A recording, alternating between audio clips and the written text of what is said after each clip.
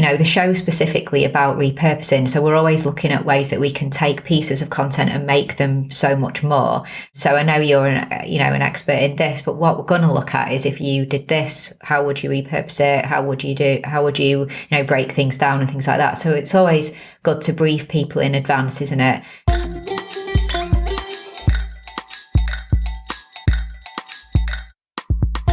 Podcast Junkies episode 221. Welcome back. I'm your host, Harry Duran. If you are new to the show and this is the first episode you've ever checked out or listened to, this is the one where we speak to amazing, fascinating, and interesting podcast personalities from around the podosphere. And that includes not only podcasters, but founders of some of the most interesting podcasting companies that we're coming across. In case you missed last week's episode, I had a great conversation with Ian Gaines, host of Immigration Nerds. Feedback on that has been really positive, so make sure you check that out, episode 220. This week, I welcome two podcast junkies for a long overdue interview, my friend Amy Woods. Amy and I have met several times and hung out at various podcasting conferences, and I couldn't believe how much time had gone past without having her invited and having her come on the show. She's the founder of Content 10X, a company that specializes in repurposing your content in a wide variety of mediums, and it's something that she is definitely an expert in. She shares her entrepreneurial journey, and there's a lot of overlap in terms of what she and I both experienced as we were building our companies. So we talk a little bit about that. Something that's of interest to me is how she measures client success rate, and she dives into detail on that, which I think you'll find valuable. We talk about the success of her podcast and how she's grown as a podcast host and how she coaches her clients on channel and platform engagement. There's a funny story in there about her spoof of Love Actually that I caught on LinkedIn, so I had to ask her about the thinking behind that. And that's just an example of her funny personality, which I think a lot of people don't get to see, so I'm glad we got to chat about that. This episode is brought to you by Focusrite and the Scarlett 2i2, specifically my favorite sound card. My current pairing is the Samson Q2U microphone direct into the Focusrite, and I love the fact that it gives me precise control over my mic levels and my monitoring levels as well. It's my number one recommendation for sound cards. The 2i2 is what I have, and you can also get the solo version, which allows just the one mic input if you're not going to be having any in-studio guests, which I imagine there may not be a lot of nowadays. So head on over to podcastjunkies.com/Focusrite for more details. Once again, given the climate, I hope you and your family and loved ones are doing well in this crazy, crazy time that we're living through. Stay safe. Stay tuned to the end of the episode where I reveal this week's hashtag, but let's jump in right now and learn all we can about 10xing our content with Amy. So Amy Woods, host and founder of Content 10X. Thank you for finally finding some time to make it onto Podcast Junkies. Thank you so much for having me. It's great to be here. So much to talk about. We've been friends in the podcasting world for a long time, and I was talking to Natalie this morning, and she says hi. I say hi back as well. And she was saying that I was thinking about there's people that we've known for a long time, or friends that I know, and I get so excited when I see them because the conferences are a bit of a family reunion, but it goes by so fast. You don't get to talk, and I know we've got to hang out and do some bumper car racing last time we got together. I really treasure these moments because I feel like it's an opportunity to get to know each other a little better and have you share the story. So maybe winding the clock back, can you tell a little bit about how you started getting into the podcasting world and early days, when that was? Because I don't think I actually know the story. I think it'll be helpful for the audience. Yeah, so my background is actually in the corporate world for a long time. So I've been in this space for nearly 3 years, which of course is not that long at all, really. But I was a management consultant actually for 13 years in a completely different space. So I was working in mergers and acquisitions in mainly the banking industry, but also kind of tech, working with clients like Bank of America, and Microsoft. So big, like huge organizations. And then I left that behind I wanted to start my own business, but I initially was working in business consultancy, but in an online capacity. And I immersed myself in the world of content marketing, and I was following all the people that we will know the name, like Gary Vaynerchuk, Pat Flynn, Amy Porterfield, all those familiar people. And I started to create a lot of content myself. And that's when I guess I came up with a business idea. So my heart definitely wasn't in continuing with business advisory and business consulting, because I wanted to create. I'd always been quite creative, and it felt like the right time to do something a lot more creative. And that's when I came up with the idea of content repurposing and that kind of thing, and working specifically with podcasters and video creators. So the main people we work with, podcast video creators, and we started working with speakers as well. But we mainly work with podcasters, because even if we work with video creators, we usually repurpose the videos into podcasts. So there's always the podcast space. But the reason that I launched my podcast really was because we were serving and working with podcasters, and it seemed wrong in a way that I did not know. I needed to have a podcast. I needed to understand what it was to be a podcaster, to learn the craft of not just serving them, but being a podcaster as well. So when working out what will be my core content marketing channel, it had to be a podcast. So can you talk a little bit about the idea for Content 10X and how many iterations of other ideas did you try before you figured out that this was the one that was a fit for you and your skill set? Well, I mean, when leaving the corporate world, it really was the business coaching and consulting that I was doing. And then when I was doing that, I was repurposing my content. So actually what I was doing was I was going live every week on Facebook, and then I was repurposing the Facebook Live into other video content and a blog post and tweets and Facebook posts, Instagram posts, things like that. And I had people helping me. So I had freelancers, a freelance copywriter, graphic designer, somebody helping to publish the content. And so, this little team of people was actually quite very valuable, but time consuming to juggle and give them the work, review the work, all that kind of thing. And I guess I had the epiphany then, okay, like repurposing content is a great thing to do, and most people recognize it's important, but it's time consuming and requires multiple different skill sets. And here I have assembled a team, but perhaps actually people could outsource to somebody who is a single point of contact, and they manage the team and the skill sets and that kind of thing. And it probably went back to my corporate days of I'd worked in a lot of outsourcing, and that that was mergers, acquisitions, outsourcing was what I did. So I suppose I thought, right, this could be an outsource opportunity. So I had the idea, but in terms of iteration, so initially I had the idea and I went to a mastermind have you heard of Chris Ducker? Yes, yeah. Chris, early folks in the podcasting space will know Chris really well. Yeah, exactly, because he's had his podcast Entrepreneur FM for like 6 years or something like that. So I went to a mastermind with Chris, and it was just a small thing, so it was really good. There were just, I think, 6 or so people in a room for the day with Chris, and I knew that as a podcaster he would be a great target audience for discussing this idea with. And I knew that the people in the room would most likely at least be content creators, be it podcasters or video. Fortunately, I think everyone in the room had a podcast, which was great. And so when I went to the mastermind, it was quite a big, I suppose, investment of time and money, because I didn't actually have a business. I just had an idea, and I didn't really know Chris that well either. I wasn't actually much of a listener of his show or much of a follower. It was just that nobody did masterminds in the UK. Like, I was hearing about, all these people doing masterminds in the US. And, Pat Flynn was always talking about masterminds on smart passive income. And when I researched it, really was hard to find anything.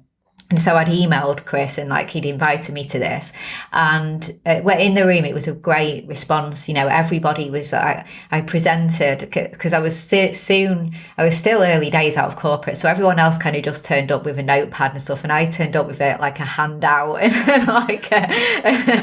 and all sorts. Basic a deck.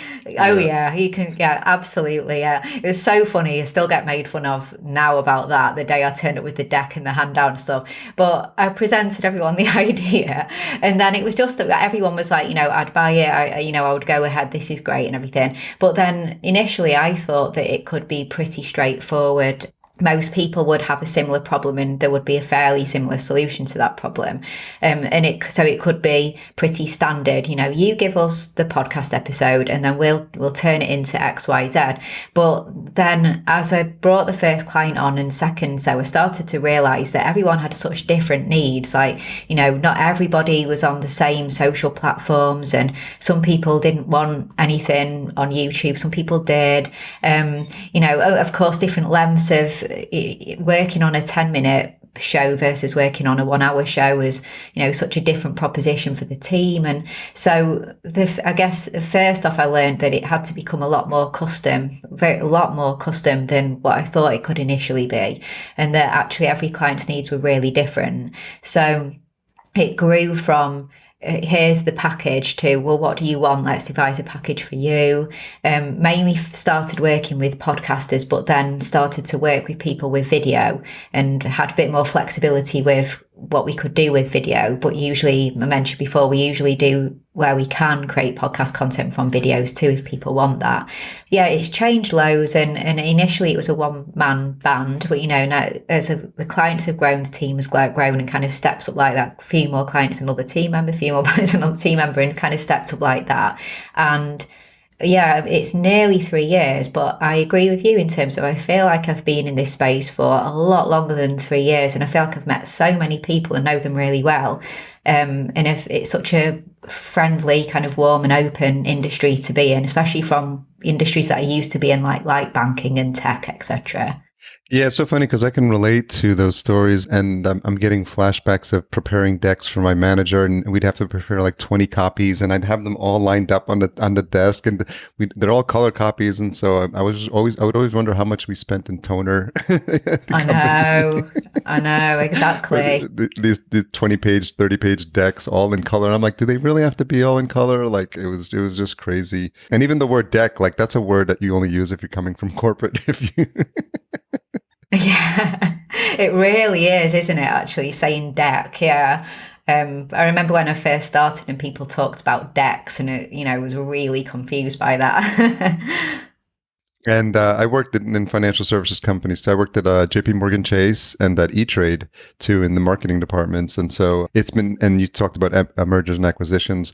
I started in the branches. I worked it was Chemical Bank, which was bought. It was actually Manufacturers Hanover, which for like 2 weeks, which was bought by Chemical, which was bought by Chase, which was merged with JP Morgan Chase. Yeah. So it's an interesting thing.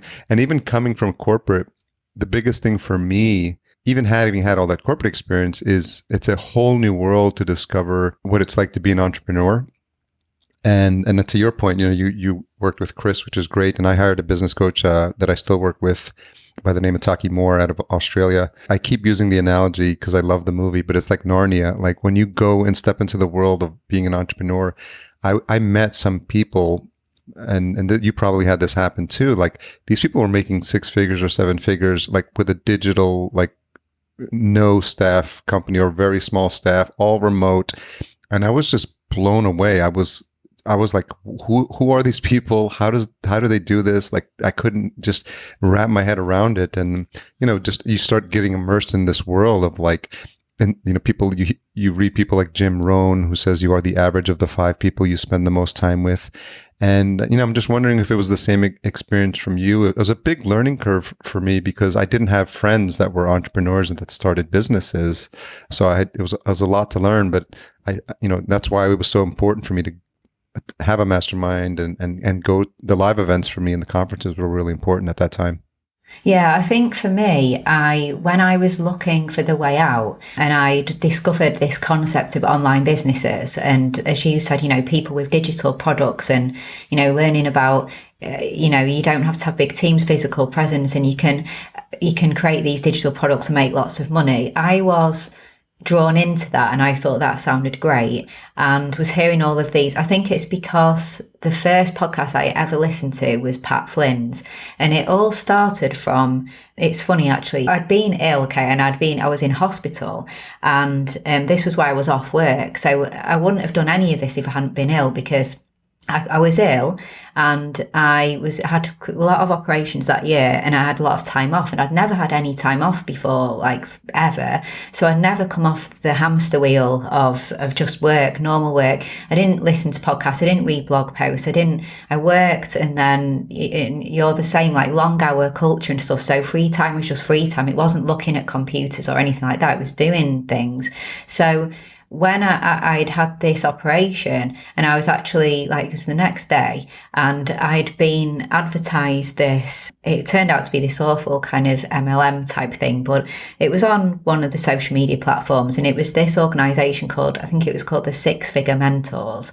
But it was this video series of how you can learn to probably make something like 6 figures or 7 figures from having this was a turnkey affiliate program kind of thing. So it sounded really great in practice. What they were saying was, you use our program, and it's kind of a turnkey, you blog or whatever it is, you have our affiliate links, and you'll just make all this money, and you'll have these 10 grand days and things like that. But that turned out to be not good. It was an MLM type scheme, where actually what they were teaching people to sell was just a lifestyle, an idea and a lifestyle, and then you brought other people in to teach other people to sell a lifestyle, and and what was really sad was the highest value in this program of theirs was something like $32,000 to join it, but all you got then was higher commissions on their affiliate program.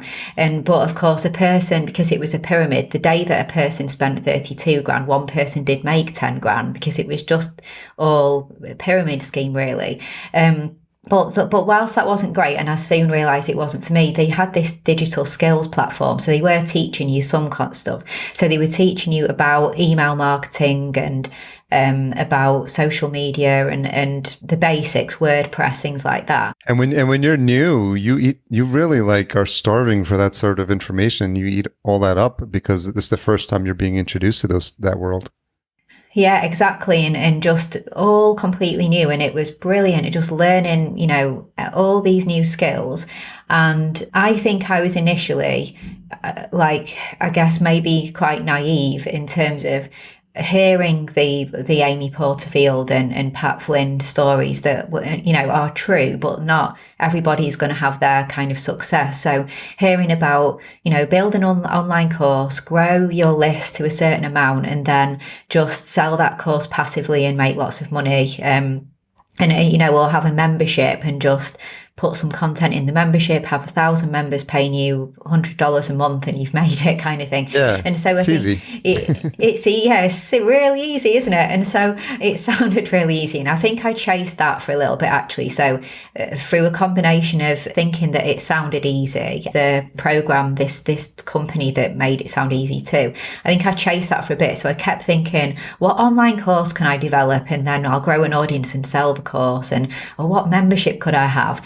But then I think something just kind of went off inside me that said, this sounds great, but is it really me? I actually think I'd rather just have a solid business, not kind of trying to sell online courses or anything like that, but just what was right for me was having a team, having clients, delivering some kind of service, because I didn't have a product as such, and just more tangible. And it's not meaning to insult anybody who has online course or membership, because I have friends who have amazing, successful memberships and things like that. But I just didn't, it didn't feel like it was the business that I was going to at least start with from scratch when I actually had to earn money. It seemed like something maybe further down the line. So that's when coming up with the idea of an agency, really. I guess Content 10X is an agency specialising in repurposing. It felt more right to me then. It felt like I'd have clients, have money coming in, build a team, things like that, rather than kind of chasing that passive income. What was it like when you came up with the idea for what Content 10x would be, and how has that changed in terms of like maybe early services that you offered, and how have you refined those now? Do you have that more dialed in? Do you see more better results with certain types of shows or certain type of clients? What have you learned since starting about what are best practices when it comes to repurposing? I think so. So, from a kind of business perspective, I think what I've learned is that our ideal client and the people who want to work with us kind of wanted to hand off everything post the creation process. And so initially I hadn't factored in things like the publishing of content for people. It was just going to be, well, we'll create these assets and deliver them to you, and then, you can publish and things like that. So then we started to add extra bits on. So then we did start taking on the publishing of content too, and going into people's social media and their websites and their hosts and things like that. So I think initially I thought that we could just give people content and we could only solve a part of the problem. And I realised that actually people want as big of the problem solved as possible, which is actually just focusing on great content and leaving the rest to someone else.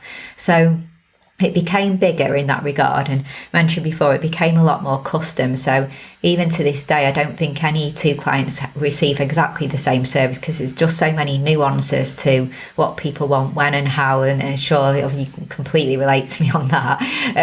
And so more nuanced and bigger. And then in terms of, I guess, the kind of clients who work with us for our bigger service, like our main service, we mainly work with podcasts, business associated podcasts. So, but it's really a business who are creating content in order to grow their business, as opposed to any shows that are maybe trying to monetize through sponsorship.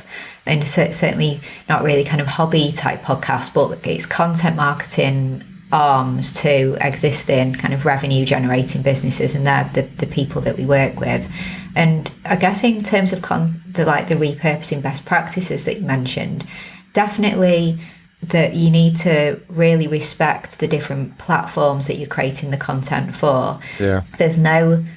Our approach is not that there is, any kind of cookie cutter approach of putting the same things in different places and then it will just work. Because looking at social media, we always look at what works well for people on Instagram isn't going to necessarily work well on LinkedIn, isn't going to work as well on Facebook and things like that. So having really platform specific focuses for the content, and really making sure that when you are working on content repurposing, that you look at search and social, because I think sometimes people focus a bit too much on social, which of course is important, growing like social following and having goals for that, but also search, especially for the newer shows. So repurposing podcasts into really well written, not just show notes, but blog posts, and having like an SEO type focus to everything, and incorporating YouTube if people are open to it,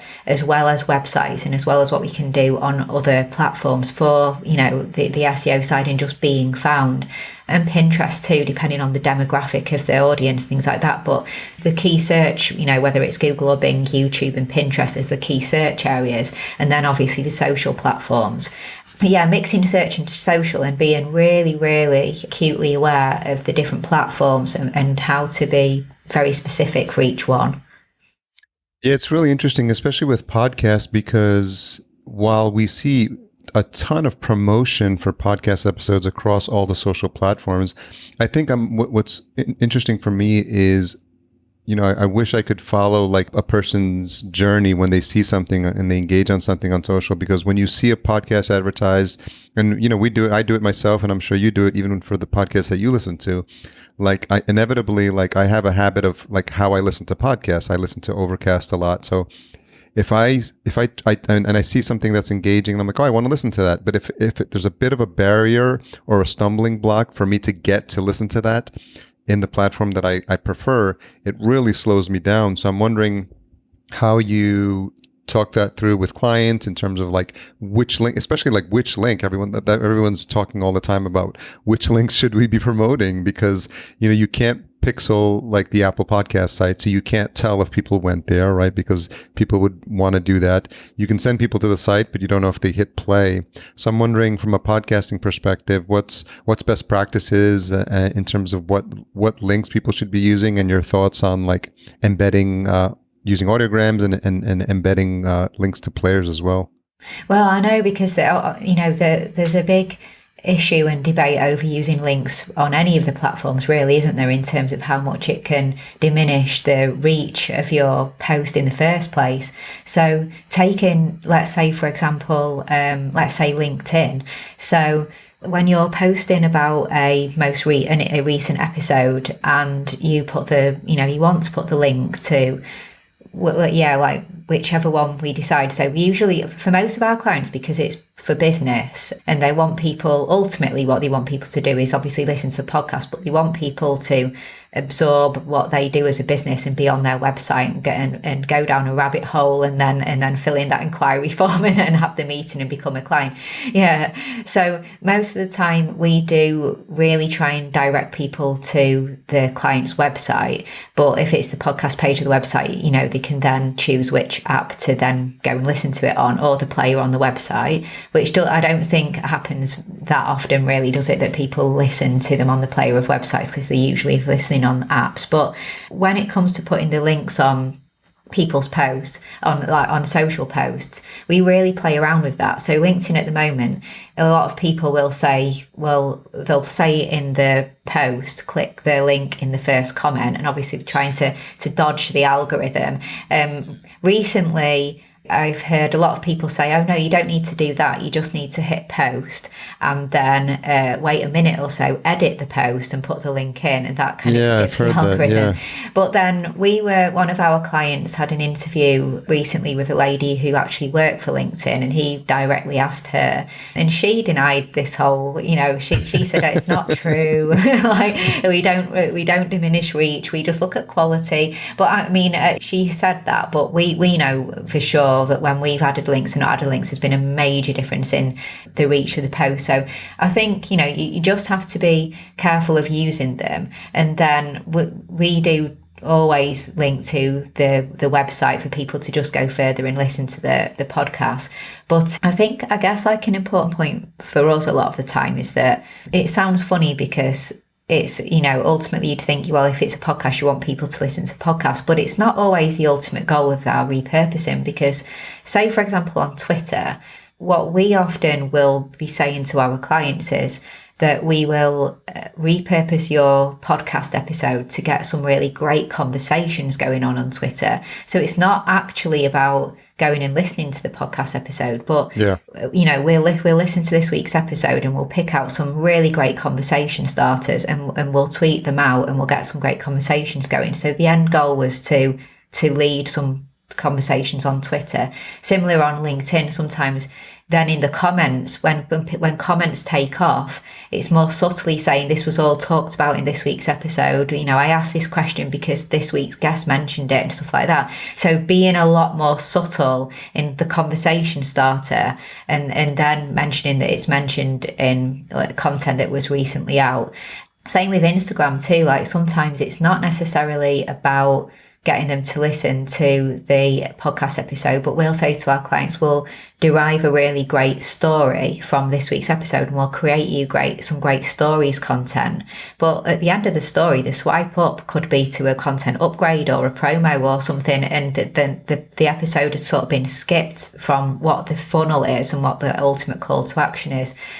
So really kind of depends. And I guess like for some of our clients, they're trying to build influence in their industry is first and foremost. And if they're in an area, so for example, one of my clients, he's in the treasury industry and very specifically is in recruitment of treasurers.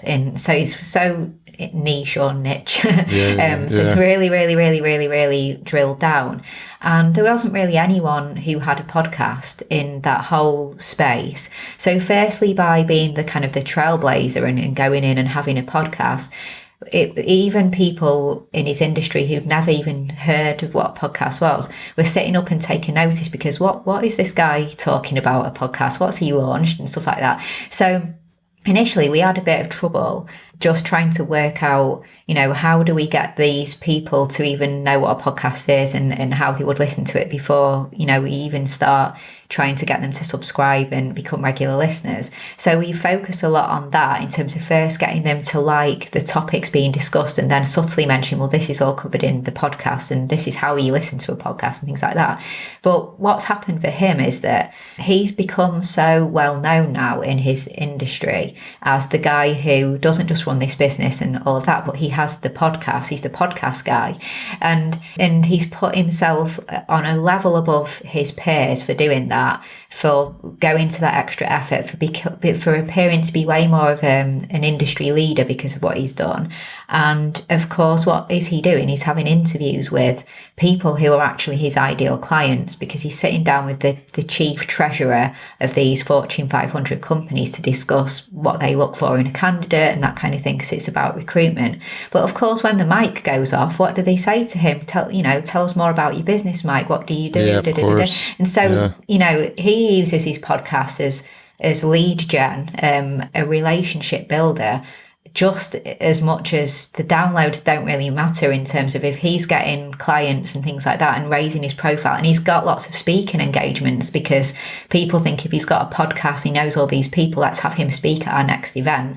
So the benefits go way beyond downloads. That doesn't really matter for him. Yeah, it's so interesting, because we produce shows for clients that are more business focused as well. And, we really don't focus on the downloads. It may sound funny, especially for podcasters. We're looking for engaged audience, and it could be, they could be getting a couple of hundred downloads per episode. But if the people are coming in week over week to listen to their content, and there's very few, there's little competition in that space, they're going to convert. And I always tell clients, like, what's the one thing you want a listener to do as a result of having listened to your episode? Like, be clear about your call to action, but then recognizing you need to move them to the next step. Like, what's the next step? They've listened now, and how do they, get the lead magnet, sign up for the email list, get to the website? To your point, especially for the business clients, like moving them to the next opportunity for them to engage with the host, I think is so important.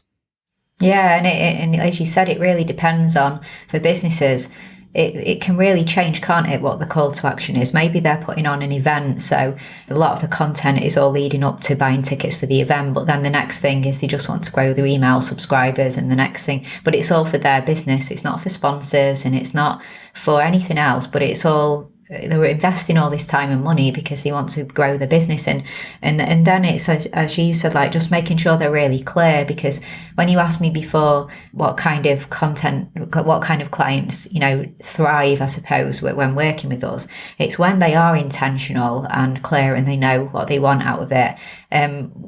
When it's kind of just maybe doing it for doing its sake, like, oh, it just seems like the thing to do. I should be doing it. Someone told me I should start a podcast. Yeah, well, I mean, and that it happens, doesn't it? And then you can just tell, because there's no, if there's no real strategy, and you don't really know what you want people to do, or even just if you're not really that clear on what your message is as well, when the topics are so disjointed or that kind of thing, how could you expect anyone to become attached to the show if it's so disjointed, or there's no theme, and then how can you work out whether it's successful or not if you didn't really know what success looked like, because you'd never planned that far ahead? Yeah. Well, what's interesting, and I don't know if you've experienced this when working with executive and corporate clients, is they typically have a body of work. They've got a course, they've got training programs, they've been doing this 20, 30 years. And so they come familiar, they've spoken on stage probably, they've run teams, and so they're organized. And I've found that the clients that do this and are consistent and have the most success are people who like know their material in and out, and they've just found like another platform to teach what they already know. Yeah, exactly. You already know this stuff. It's just, in a different way. But do you often find that sometimes people who are so confident and would be really confident on a stage and things like that do sometimes crumble a bit at talking into a microphone? Because it does happen, doesn't it? Yeah. Yeah, it's so funny because you think that, there's such an expert in what they do when they're, probably when they're in a room in front of like, 10 or 20 people, they can run circles around, their competitors in terms of what they talk about. But for some reason, I'm dating myself with this reference, but the Brady Bunch in the States, Yeah. there was an episode with Cindy Brady where she was on in front of at a TV station, and she was like boisterous, talkative, like you couldn't get her to shut up.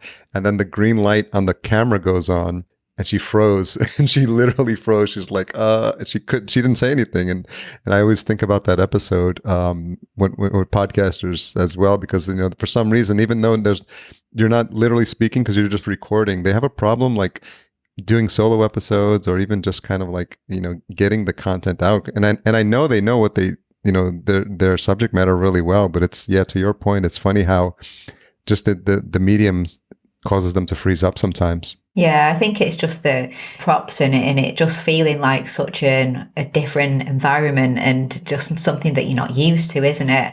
Yeah, I totally know what you mean. I always think that, we all have friends who are just the life and soul of a party, but then you bring your phone over and say, oh, say hello to someone and they'll just be like, what do you want me to say? And you're like, if you were just the life and soul of the party, it's only a camera.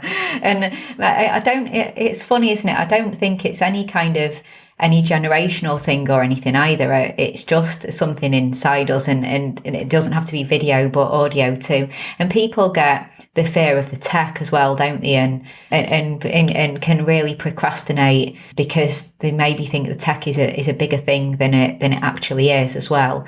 So that's another big hurdle. And sometimes if something went wrong, we've all, in the early stages when I had my podcast, I remember at first just making silly tech mistakes, like not having the input settings right and having my fancy new mic, but having the input settings to my built-in mic and things like that. And you all make mistakes, but you only make it once, hopefully, and you learn from it. But I think people can get really, I see a few things. I see people get really put off because they've got the fear to start, or they make a few mistakes and then think it's not for them, rather than, we all make mistakes and we learn from it. And then I think sometimes people do just get bored, and then sometimes mistake failure with the fact that actually nothing failed. You didn't give it enough chance and you'd got bored as well. So failure and boredom are not the same thing, and just knowing which is which. So talk a little bit about your show, because we talk about now then getting in front of the mic yourself. What were some of the things you've learned along the way? Because you're now over 123, is it? So like, how have you grown as a host from those early days? And what's changed since then? I think so. When I first started the show, I guess it was a solo show, intended to be mainly a solo show. And then I started to invite guests onto the show when it was areas, just topics that I didn't know enough about, but I wanted to cover. So I wanted to bring an expert onto the show to talk to each other about their expertise. And so I think, like, you just get better over time, don't you? Like with the solo side of things, I've played around with different formats of doing that, and I actually spend so much more time on a solo episode than interviewing a guest, because I spend so much time preparing for it and researching. And I've played around with just having a few bullet points in front of me too. A little bit more scripted recently, though. I think I'm going to go back to the bullet points. But I've played around with different, styles of delivery. Just over time, just becoming more comfortable, as we said, with the setup and talking into a microphone.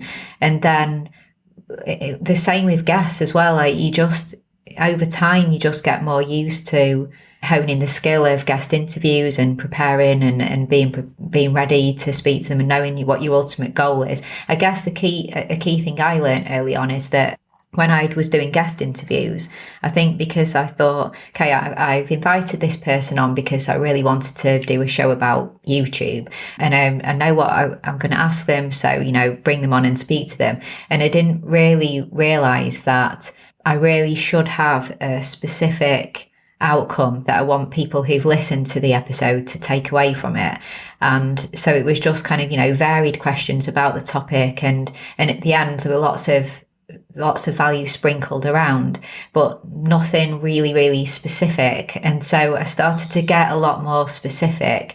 But I think maybe with my show, because it's about content repurposing, it already is really specific, because the other side of it is not going too broad, because there's loads of episodes of people all the time interviewing people about, say, YouTube or whatever it is. But my angle is always the repurposing side of things. So when I invite people on, I think sometimes they're used to going really broad, and I really have to kind of pull them into that, that's great, but like, now let's really look at how can we repurpose this, and and that kind of thing. Yeah, make it actionable, because you know who your listener is and what they've come to your show for. So that's a great point, because it's nice to have the listener in mind, and because if they're listening to your Content 10X and someone from YouTube is coming on, they're going to expect to hear something about repurposing on YouTube. Repurposing, yeah, exactly. Not just general tips about YouTube or general tips about Instagram or whatever it is.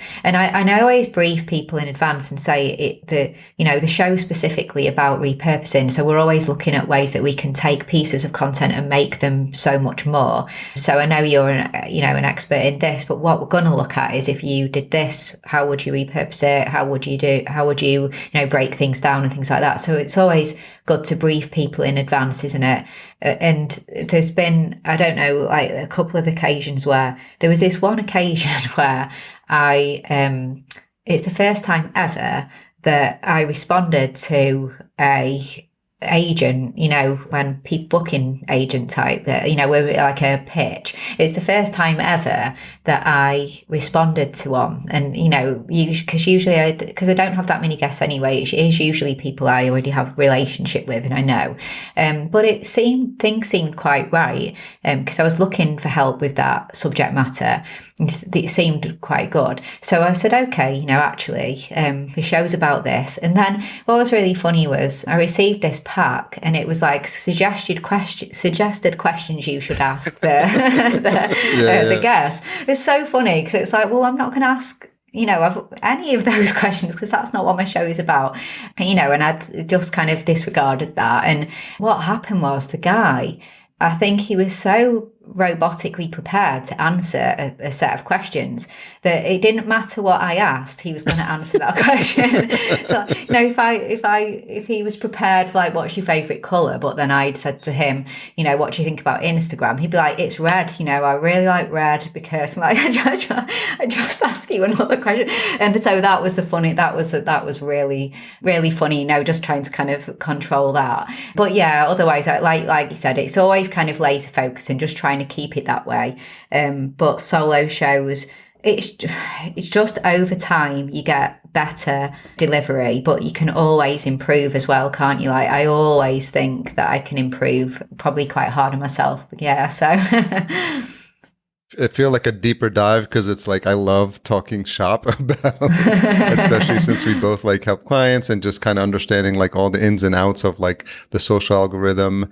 How much do you coach your clients on engaging on picking a channel to engage on as well? Because as much as you can do all the repurposing, there's probably some value in them actually responding to some of the feedback, or picking one platform where they want to deep dive and spend more time on there. Yeah, I think it kind of varies. So some of them come to us really established as it is. So they already, they really know already what their areas of focus are and what their tone is and how they want content to be. And they want us to slot in and maybe take over from an in-house team anyway, or whatever the current situation is. So they're really mature in knowing exactly what works. And then some clients are a little bit more in between. And then we get people who want us to help launch the show, and it's all fresh and new. So it's kind of real different ends of the spectrum. But like you said, I think firstly, it depends. Most of them usually have got some social media presence. They just might be launching a podcast, so they already know which channels are working for them. So then we really just talk through, what is working, what kind of content are you putting out there? And we'll usually do a bit of research into what else is going on in their industry, what seems to be working for similar types of businesses and things like that. But then really, to what you said, it depends how much time they have, because obviously some platforms are more time consuming than others. And for example, say Twitter, it's all well and good us coming up with conversation starters, but we don't continue the conversation because we're not a social media management company in that regard. So if we have clients who say, you could post on Twitter, but I tell you now, I'm never going to look at it. Like that kind of, that would be us throwing out, conversations that you're not going to then take part in. And, it is more about likes and retweets as much as it is about the conversation and that kind of thing. So just to only broadcast and then kind of just throw it out there and then run away from it, those kind of platforms, you need to have a bit of time or it's not going to work, because that doesn't work. But then other platforms, you can, they're all about engagement, aren't they? You can post onto YouTube, you can post on your website, but social platforms, but some require less engagement than others. So that's one aspect of looking at the time. And also just, we look at the publishing schedule then as well, to work out what would be the best times to publish based on what seems to work. If they've got past analytics, we can look through and work out what looks like really great times to post and great days and things like that, and do a bit of testing, but also what works best for you. So, for example, on LinkedIn, it is great to be there to just see if people did comment quite within a certain amount of time, because everyone, again, it's all kind of about the algorithm, isn't it, and things like that. Yeah. So if we're going to post something on a day where they have an all-day board meeting every Monday or something like that, then them coming out of that meeting and finding out we posted something at 10 and nothing was commented or remarked on, it's not the best day. Whereas maybe Friday's their work from home day, where they would be more able to maybe take a look and things like that. So we vary it based on what they have time for. But yeah, more so it's what's working, what are other people doing, and looking back at analytics too and seeing the sweet spot for the different platforms. Speaking of creating engaging content on LinkedIn, I'd be remiss if I didn't mention your marketing push, which I happened to catch. You did a video where you spliced a video from, was it Love Actually or? Oh my God, yeah, that was funny. So we'll make sure we link to the we'll find the link to the actual post and we'll put it in the show notes so people can watch it. I was laughing, it was so funny because I know you and your friend, and it was just so cute. So can you tell, just for the listener, just paint the picture of what your idea was there and what you did? You know what? It was just the fact that it was soon to the Christmas break, and we realised we hadn't really done any kind of Christmas promo or anything like that. And I don't know, it's really funny. So if you've seen Love Actually, it's the scene where Keira Knightley opens the door and Andrew Lincoln is stood there with the, it's carol singers, and then he goes through the cards and saying that, what does it all leads, he's saying that he loves her, and then he goes. So yeah, it was so funny because firstly we thought it was funny because it's repurposing a film, so it's kind of in line with what we do, but repurposing a film into a silly piece of festive content for us. And then I just thought, I think the reason I think it's so funny is because it is just so amateur in terms of, I tried to do it where I was stood on a dark street just like him. Yeah. But when I did that, my next door neighbour kept coming over to me. He's like older guy in his 70s, and he was like, "What are you doing?" I was like, "Oh, I was just filming something." That's so kind funny. of. And then the light went. He disturbed me a few times, and the light went. And anyway, I was really conscious that if I didn't get it out on this last working day of the year, then it wasn't going to work. So it was so funny because it was more in the day in like my back garden or something. But then I thought it looked even more funny how amateur it was, because it's just basically Keira me instead of Andrew Lincoln. But I think we got our eye contact quite well, because I think we actually looked like we were looking at each other as well. But it was I like to do these silly things because there was still the repurposing bit, because my cards were like, you need to repurpose more, Yeah, please it was repurpose. totally on brand. It was great. It was funny. So we've got another, I'm so excited about our next one because it's a major film, and it's a really iconic scene from it, and we're doing something again, but I'm not going to tell you because it's a big surprise, but it's really good. So when you think about something like that, because you do put a lot of time into it, and you've got to get the editing done. When you think like instinctually, like, where am I going to put this first? I saw it on LinkedIn. Do you have like a first platform of choice for this type of content, especially since it's video? Well, for that, it was actually LinkedIn, because I thought that the audience of LinkedIn, and that was the Friday before Christmas. So I thought it was like LinkedIn was great because it was kind of a wind down day for people who were probably more likely on LinkedIn and just waiting, to finish the last working day of the year and messing about on social media. So I felt like for that in particular, LinkedIn, but for us, like LinkedIn and Instagram, I think are the two main ones. I always try and bear in mind time of posting too, because being in the UK, but most of my audience and clients are in the US, so we always try and make sure that we try and do something in our afternoon that is the morning of the US and things like that. Yeah, but I think when it's video, like LinkedIn is probably the main one, followed by Instagram. Don't do so much on Facebook, and do a little bit on Twitter. But that day in particular, it was like we just put everything out on the one day. But usually we sprinkle it through the week, and we sprinkle different things on the same thing on different days on the different platforms, so that someone following on LinkedIn doesn't then go to Instagram, then go to Twitter and just see same. You stagger it across different times. Yes. Yeah, and different days as well. You say, well, apart from when it's content that is like, say today is the day that my podcast goes live, so on a day where it's time specific, then we would do it all the same day, but just at different times of the day. But then if it's not time sensitive, but we want to put the same thing on the different platforms, we definitely do it on kind of different days, so it's not just all on the same. The person looking everywhere sees the same thing all at the same time, if that makes sense. And obviously there's power in the LinkedIn algorithm by you embedding the video natively into LinkedIn, right? Yeah, when we've tested this, if you put it onto YouTube and then just put the YouTube link, you are just dead to LinkedIn. That's it.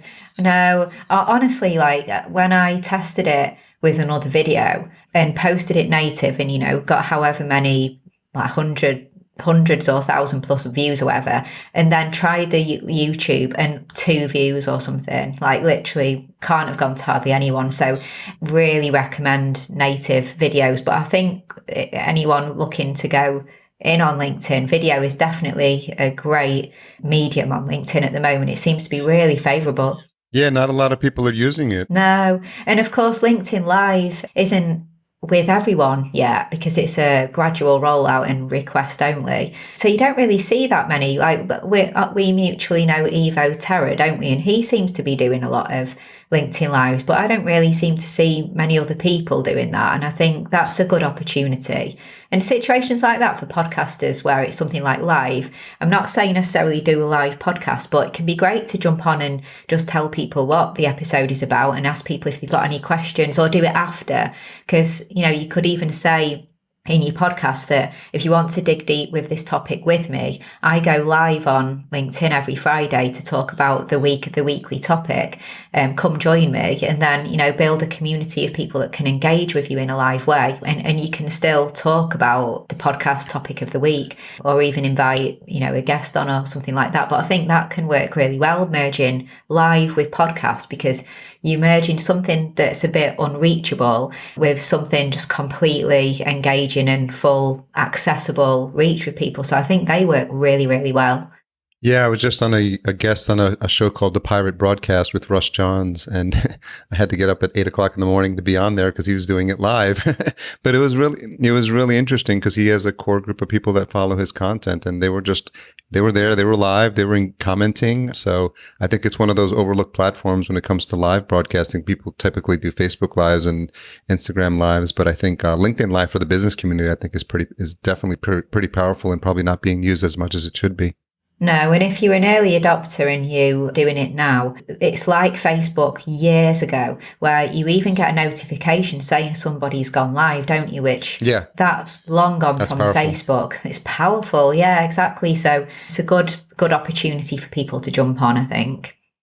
So a couple questions as we wrap up. What's something you've changed your mind about recently?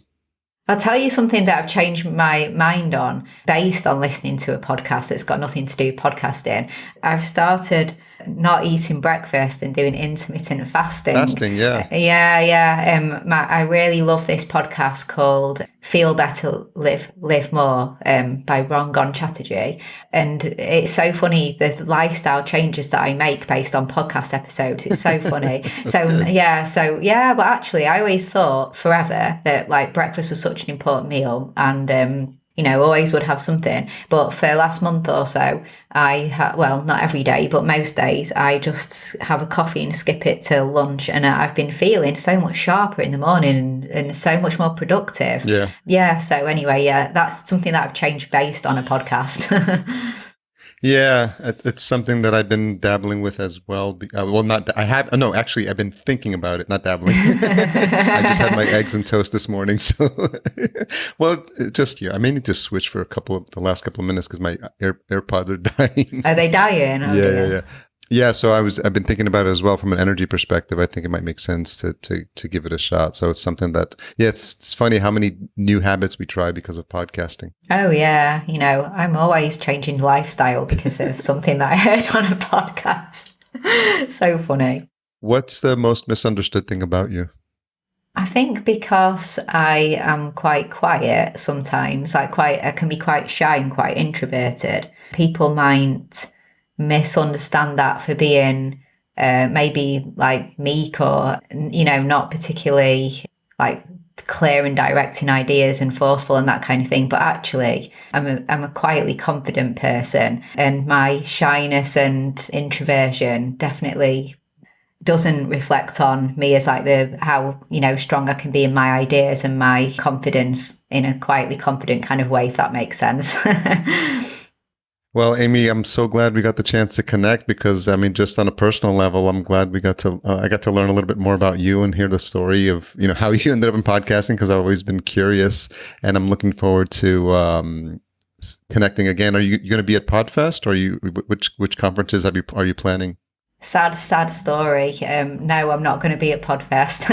I assume you are, aren't you? But yeah. No, it's a shame. I was going to go to Social Media Marketing World, which was a few days earlier in San Diego. And actually, I've cancelled that too, but it was all a bit too late. But I'll be at Podcast Movement in Dallas, so I shall see you there. That'll be fun. So where's the best place for folks to connect with you, learn more about Content X, business, and the podcast?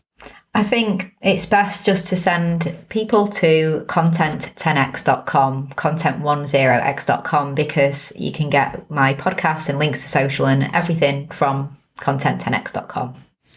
Well, thanks again. I'm glad we were able to make the time. We had a couple of scheduling snafus as well. We got there. Yeah, but we got there. We figured it out. We made the tech work. So I'm really grateful for you to coming on and sharing your story with my audience. Thank you so much for having me. It's been great. Thanks again to Amy for sharing her story and for sharing her insights on how she's built her company and how she's managed to have incredible success, especially in this environment. And I think it's something that's very inspiring to new entrepreneurs. Thanks to our episode sponsor, Focusrite. Check out the complete line at podcastjunkies.com/Focusrite. Podcast marketing and production by fullcast.co. Intro and outro music composed by Cedar and Soil. Check out his fantastic collection of music at cedarsoil.com. Tune in next week for my conversation with Chris Dufay an outstanding coach who I've connected with through one of my business masterminds, Black Belt, which many of you have heard me mention before. He's an incredibly inspiring dude, and he's currently living in Bali, and his story is nothing short of amazing and very, very inspiring. So looking forward to sharing that with you next week. If you made it this far, you're no doubt waiting for the retention hashtag. Let's go with 10x Amy, and you can tag Amy at content10x and me at podcast_junkies. Once again, to all of you listening, stay safe in this wild, wild world we're living in now. I love and appreciate each and every one of you.